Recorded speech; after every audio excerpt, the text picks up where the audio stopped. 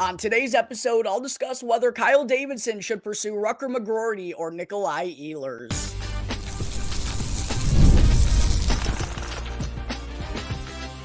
You're Locked On Blackhawks, your daily podcast on the Chicago Blackhawks, part of the Locked On Podcast Network, your team every day. What's going on, Blackhawks fans? Welcome back to another episode of Locked On Blackhawks, part of the Locked On Podcast Network, your team every day. As always, just a reminder off the top to please go and hit that like button, comment down below, and subscribe to Locked On Blackhawks on YouTube if you haven't done so already. All of that is 100% free, won't cost you anything, and is the best way that you can go and show some support. So please make sure to take care of that real quick. And last but certainly not least, got to let you all know today's episode is sponsored by FanDuel. Sign up today and visit FanDuel.com/lockedon to get daily boosts and bonuses all summer long. All right, good morning, everyone. Again, thank you all for joining me on another episode of Locked On Blackhawks, your one-stop shop for all things Chicago Blackhawks. Back with the second episode of the day here, as I promised, although I'm probably going to wait to have this drop until Wednesday morning, just so I can allow some space and some time in between the two episodes. I don't want the views and the numbers there to get watered down on the first episode that I'm dropping. So you'll probably be listening to this on Wednesday morning or early Wednesday afternoon. However, I will be dropping another episode Wednesday afternoon once I get home from work. So loading up on the draft coverage, loading up on the free agency content as we're starting to get into the nitty gritty of the offseason here now, Blackhawks fans. The Stanley Cup final has finally wrapped up, although that didn't stop general managers from knocking the first dominoes down of this offseason. But of course, we're now, by the time you're listening to this, less than 40 or just over 48 hours removed from the 2024 NHL Draft. Free agency is going to be right around the corner as well. It is going to be a hectic next 5 to 6 days for your boy. Again, make sure you're subscribed to Locked On Blackhawks on YouTube so you don't miss out on any of my coverage of the NHL Draft or free agency. But to kick things off on the show here today, we got some big reports surfacing out of Winnipeg over the weekend. And, we've started to hear rumors around numerous key players and teams. The Carolina Hurricanes with Jake Guentzel as well as Marty Necas, who the Blackhawks have, according to numerous reports, been in the mix for, been in the conversation, kicking the tires around him, although I do think it's a little bit far-fetched in terms of the two sides coming to a deal. The longer it goes, I feel like the worse and the lower leverage the Carolina Hurricanes get, and maybe that makes the Blackhawks, maybe that opens them up to being more likely to acquire Necas. I just don't necessarily think they have the assets that Carolina is demanding right here, right now. But we're obviously hearing rumors about them.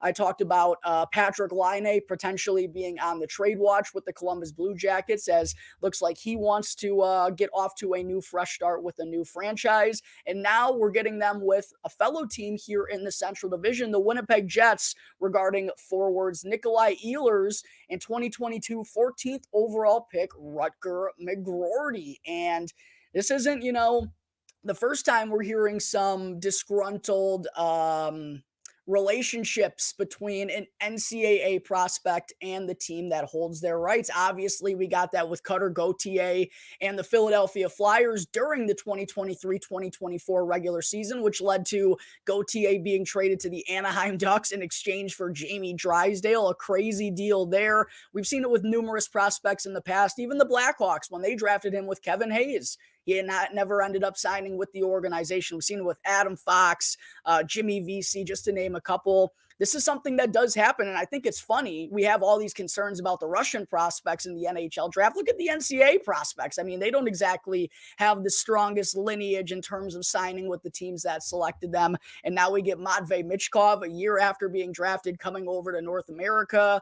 Feels like Ivan Demidov is going to be on that same path, fingers crossed, whether the Blackhawks take him or not with the second overall pick. And it sure sounds like Rutger McGroarty's time as a member of the Winnipeg Jets organization, obviously hasn't even played a game at the NHL level, could be coming to an end here, as a report from Murat Atez, I think is how you pronounce his name. I apologize if I completely butchered that. From The Athletic, had a report about both Rutger McGroarty and Nikolaj Ehlers, who I'll get to here in just a second. But as far as McGroarty goes, Murat said, quote, "There appears to be a disconnect between how Winnipeg's player development viewed and communicated its plan with McGroarty and McGroarty's view of his own future, ... He viewed himself more ready than the team did, and he no longer believes his future is with the Winnipeg Jets." And the first sign of this came after the conclusion of McGroarty's sophomore season with the Michigan Wolverines, where he was a teammate with Blackhawks prospect Frank Nazar. Had an outstanding sophomore season in which he put up 52 points, 16 goals, and 36 assists in 36 games to help the Michigan Wolverines reach the Frozen Four. He was also a point-per-game player, 39 points in 39 games during his freshman campaign. But then he made the shocking announcement that he was going back to Michigan for his junior season. That was especially weird considering Frank Nazar announced that he was leaving the team. I believe Gavin Brindley did the same. So it felt a little bit odd for McGroarty not to be going to that next level, but it sounds like it could be the result of a disgruntled relationship with the Winnipeg Jets, and it sounds like he could be on the move here this summer. And for those who aren't familiar with McGroarty, he's a 6'1", 200-pound winger.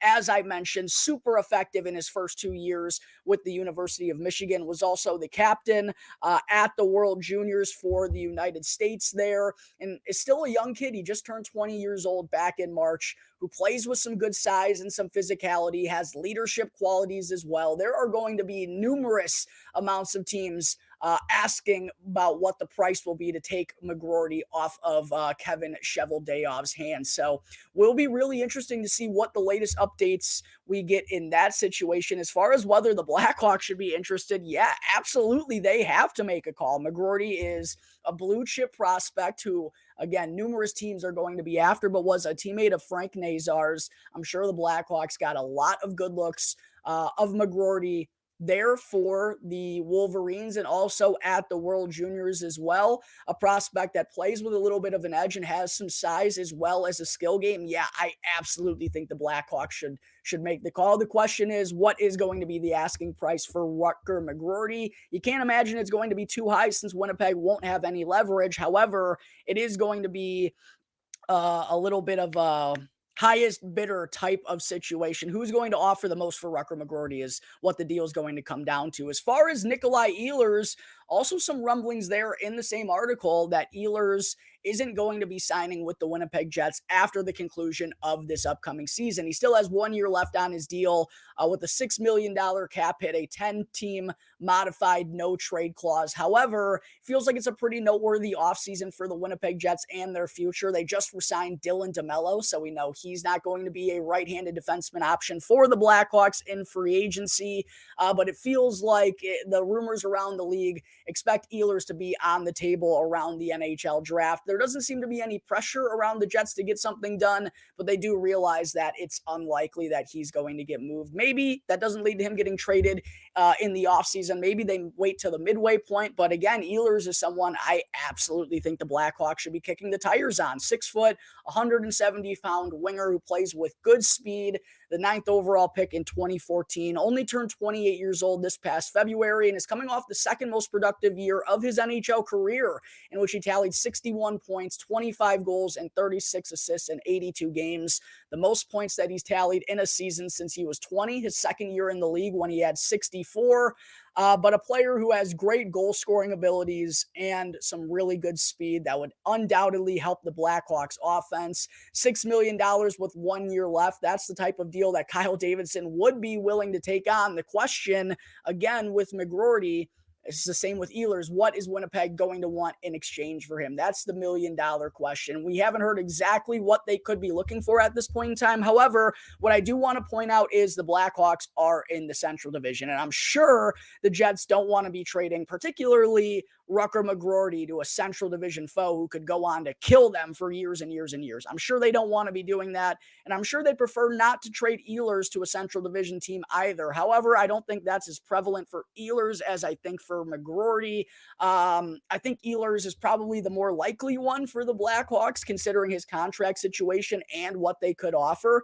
Again, though, it depends what Winnipeg wants in exchange, but Kyle Davidson should absolutely be kicking the tires on these two players. I don't don't think it's the most likely thing in the world. We know there's going to be a lot of suitors for McGroarty. I'm sure there's going to be the same for Ehlers. We'll see if there's going to be any develops further on that matter over the next couple of days. I'll make sure to bring them up on the show if that happens. But there are my thoughts on Nikolaj Ehlers and Rutger McGroarty potentially being moved out of Winnipeg this summer. Coming up in just a moment, I'll get into Chris Peters' recent 2024 NHL Mock Draft. But first, I got to talk to you all about the fine folks over at FanDuel. I love sports. I love sports so much. I never want them to go away. But as the NBA playoffs and the Stanley Cup playoffs have now wrapped up, unfortunately, we get fewer games, and the sports just aren't sportsing like I want them to. However, FanDuel lets me keep the sports going whenever I want, and all I have to do is open the app and dream up bets anytime that I'm in the mood. And this summer, FanDuel is hooking up all customers with a boost or a bonus daily all summer long. That's right. There's something for everyone every day all summer long. And how about this, Blackhawks fans? For the first time that I've seen, FanDuel just released odds for the 2024 NHL Draft. Real interesting one here.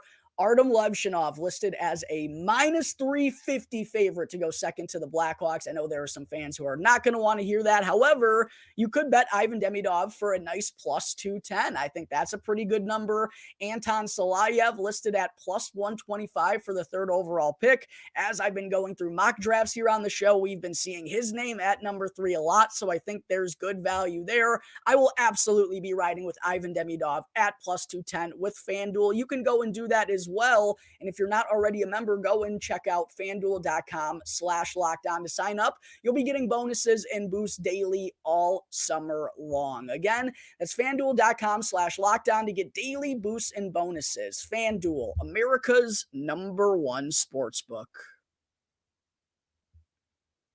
Segment 2, we got another mock draft to get into on the show here today. This will either be the last one or maybe I'll do one more if I see someone worthwhile or one of the draft analysts or scouts that I go through here on the show. And I've already gone over Corey Pronman's, McKean's Hockey, and Scott Wheeler's 2024 NHL mock drafts. You can easily find those episodes on my channel under the 2024 NHL mock draft playlist. And again, a reminder to hit that subscribe button while you're there if you haven't done so already. Today, though, next one we're going to be getting into is Chris Peters' mock draft. And Peters is someone I always include in my rankings. I mentioned a couple of weeks ago when someone during Mailbag Monday asked, Jack, which shows do you think I should watch if I'm just getting back into hockey coverage? Who will keep me the best informed? Chris Peters was absolutely someone I included in that group. He does a lot of great work and does a lot of great stuff involving the NHL draft and his thoughts on certain prospects and whatnot. And I think it's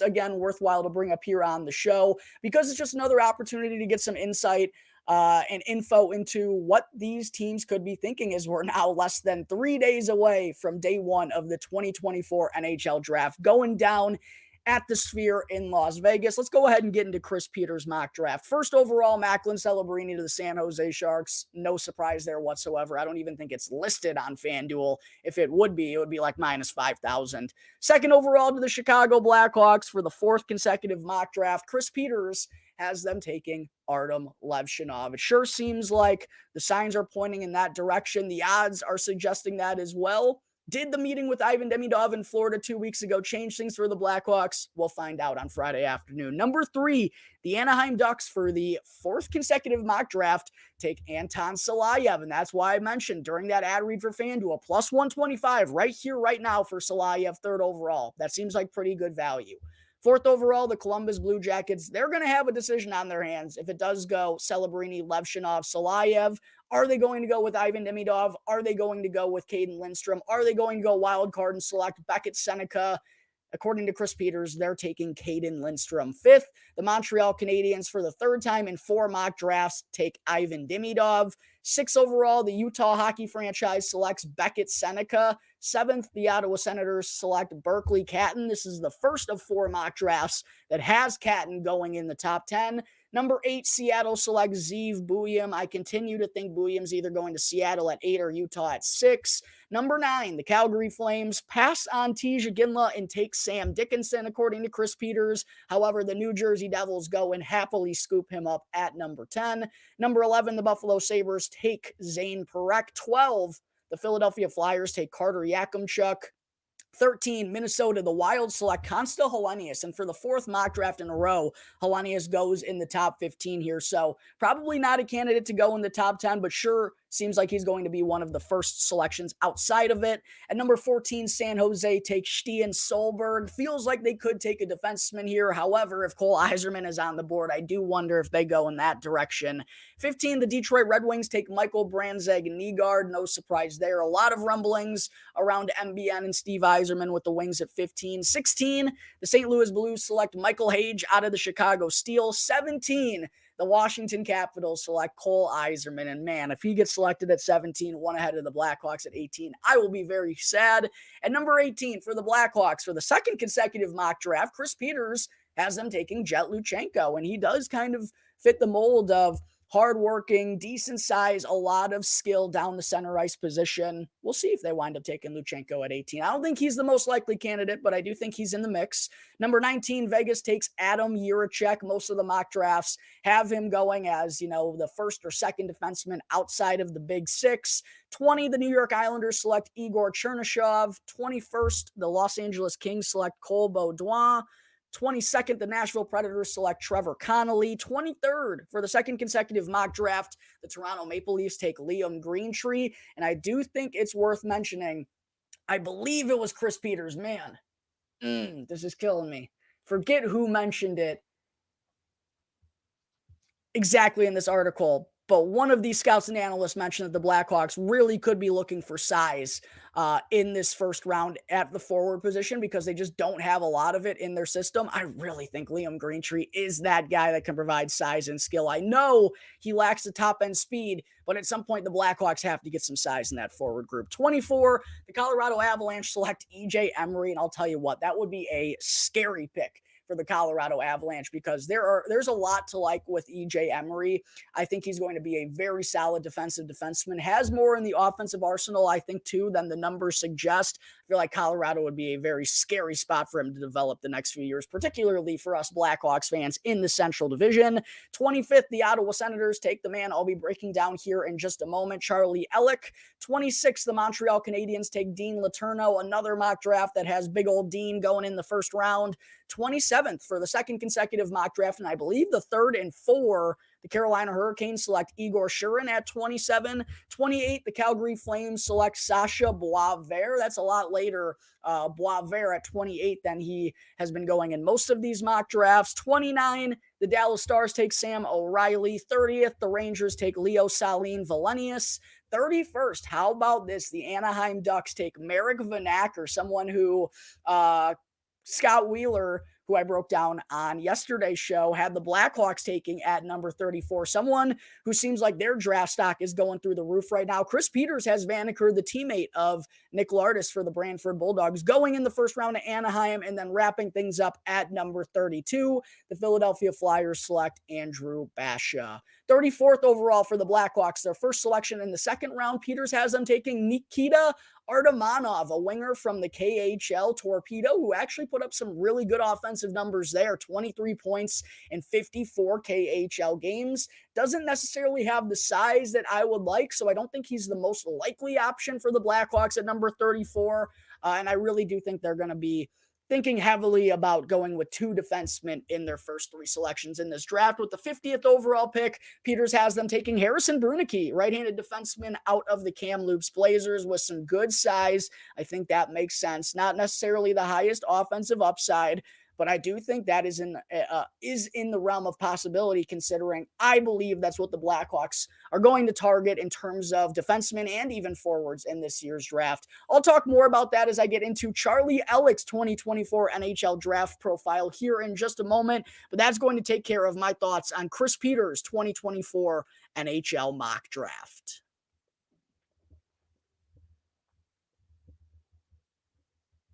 Back here on the Locked On Blackhawks podcast, part of the Locked On Podcast Network, your team every day. Again, just a reminder to please go and hit that like button, comment down below, and subscribe to the channel. Thank you all very much. And also, make sure to go and check out the new Locked On Sports Today, because Locked On has launched the first ever national sports 24/7 streaming channel on YouTube.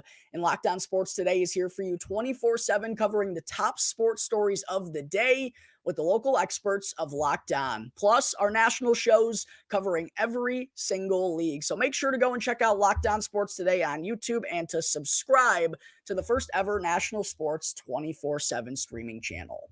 All right, segment 3. I'm getting into my final 2024 NHL draft profiles here on the show, mostly players that I think could be options for the Blackhawks should they be around at number 34 in the second round. I've gone through basically all of the notables in the draft, the highest named profiles in the draft already on the channel. You can easily find those episodes if you want to hear more about a certain prospect in particular on my channel under the 2024 NHL Draft Profile playlist.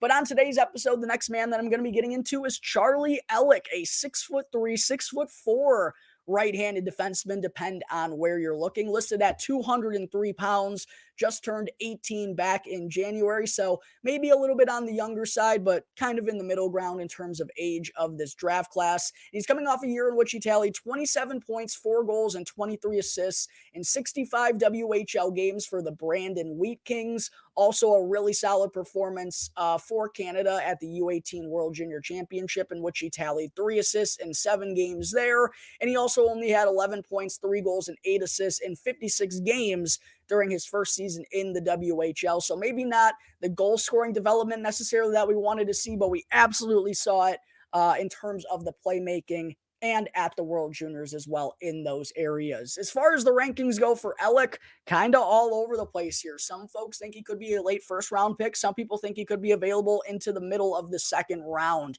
He was ranked 26th by Elite Prospects, 33rd by Bob McKenzie, 49th by Craig Button, 64th by Tony Ferrari. The last pick in the second round is where Tony Ferrari has him ranked.